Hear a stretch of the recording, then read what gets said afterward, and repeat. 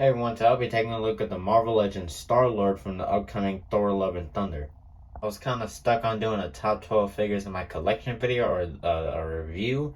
I might save the top 12 figures in my collection for the end of the week. But first, taking a look at the packaging. It's a key open window, displays the figure, all of its accessories. It says Marvel Legends at the top there. It says Thor Love and Thunder. His name is Star-Lord. On the side, you got Star-Lord right there. On the other side, you got the same image. On the back, you got right there with a bio and all the figures and the way you need to build Korg, which I've decided that I'm probably not going to build because I'm just going to stick with these three, and that is it. But on the top, you got Thor's hammer, or Jane's hammer, whatever the hell you want to call it, barcode and stuff and words. So yeah, let's just go ahead and get this guy open. Getting him out of the packaging, I definitely have my issues with this figure, but overall I really do like it. My main issue with this figure when I first got it out of the package was that it looked more like Ego, Quill's father. But after a couple days of owning this figure, it actually doesn't look that bad. I could say that it looks kind of like Chris Pratt. But taking a look at that head sculpt, as I said, it looks pretty good. I like the sculpting on the hair.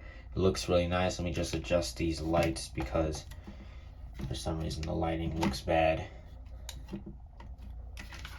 Okay, yeah, I really like how this looks. And then you got this trench coat right here, which of course is going to get away, in the way of articulation, but not that bad actually. Main thing that gets in the way is just these pegs for weapon storage.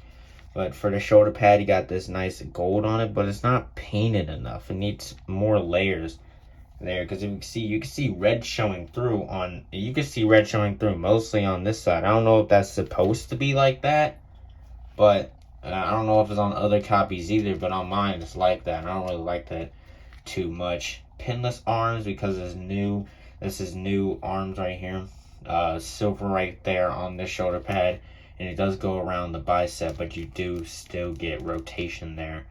You do have this this armor part right here, which also has red showing through the gold, and you got some I guess damage right there, and then the hands with the fingerless gloves, and then on the other arm, more of that red showing through the gold with some silver right there on that part. This is like over the sculpted on the bicep, so you do get better rotation here.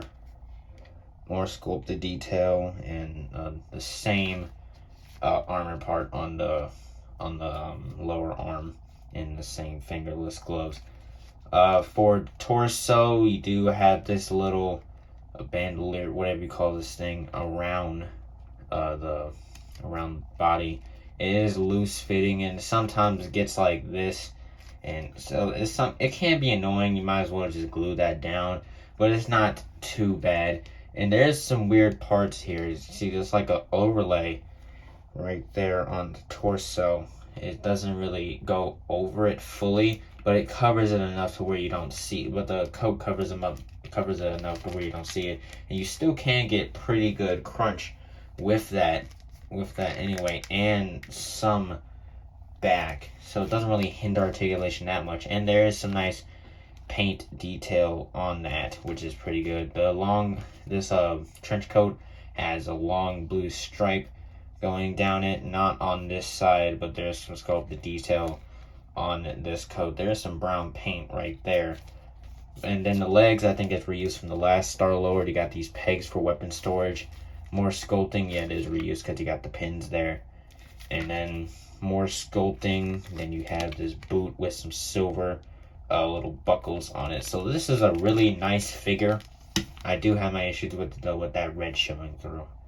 For accessories, he comes with his two guns here, which look pretty nice. You do have some gold or brownish bronze, whatever that is.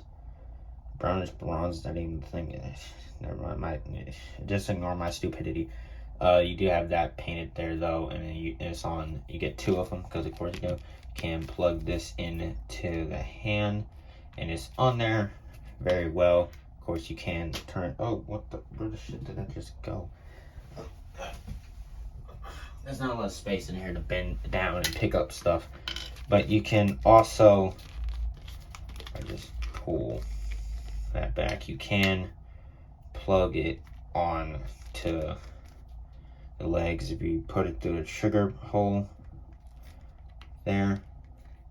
Just get the coat around it. It is sometimes difficult to do, especially when for some reason some of them don't want to, sometimes it doesn't want to go on, but you can store like that. It does add extra width to the trench coat, but you can do it if you want to. But accessories are good here. Don't know what else I would want. Maybe like a fisted hand, but I'm going to display him with both guns anyway, so I wouldn't really use it. Measuring the Star-Lord to see how tall he is, he stands at roughly 6.5 inches tall, which I think puts him at a good size next to Teenage Groot and Raptor Thor. His torso thing is crooked. Let me just fix that. There we go. Alright, perfectly fixed. Like I was saying, puts him at a good size next to Raptor Thor and Teenage Groot. For articulation on this figure, there's a ball joint hinge up at the head, so you can look up that far, can look down that far. You do have some head tilt. The actual base of the neck is actually not connected to the body. Is that like some kind of ball joint? I don't know. Marvel Legends is weird sometimes. Got a hinge at the shoulder, can go out that far. Well, at least on that one. On this arm, can go out a little bit under 90. Rotate around 360. Bicep, a double bend at the elbow. Gets you that far. Wrist rotation, hinge out and in. Wish it was up and down for trigger because of trigger finger. Ab crunch gets you pretty far because then there's something covering it. Crunch forward that much, and you do get waist rotation, ball joint at the hip. Kicks forward that much, kicks back that much, is blocked by the trench coat. Can go out that far. Thigh rotation, double bend at the knee, gets you that much range. Boot rotation, love that. Ankle can hinge up, hinge down that far, and you do have ankle pivot. So articulation is really nice in my opinion. I love that you get that boot rotation. They didn't have it on the Ravager Thor, and I hated that he didn't have it on the Ravager Thor. So overall, one of my opinions on this Star-Lord figure, I think it's really good. My opinions are very positive. The detail is really nice. The trench coat isn't as bad as some people said it is. You can get some articulation with it. The accessories are nice. I think the head sculpt is perfectly fine. And points are definitely added for the boot rotation. I wish Thor had that.